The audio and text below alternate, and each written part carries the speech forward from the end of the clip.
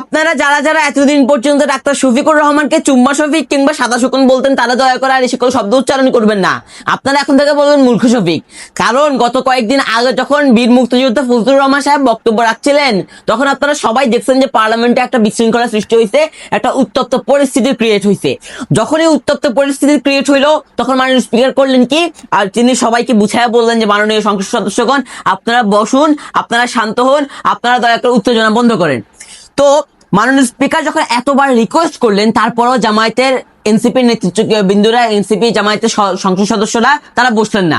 এখন যখন তাদেরকে বারবার বলে বসানো যাচ্ছিলেন না, তখন মাননীয় স্পিকার করলেন কি, তিনি কথা বলতে বলতে দাঁড়িয়ে গেলেন।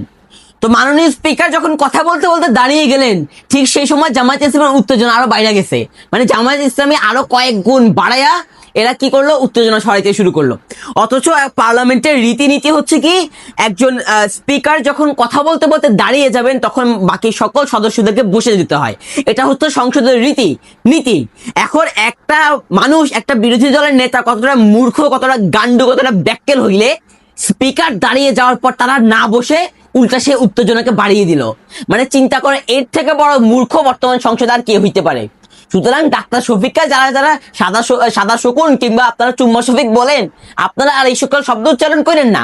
আপনারা বলবেন মূর্খ শফিক, আপনারা বলবেন গান্ডু শফিক, আপনারা বলবেন জ্ঞানহীন শফিক, আপনারা বলবেন ব্যাক্কাল শফিক, আপনারা বলবেন মক্কেল শফিক।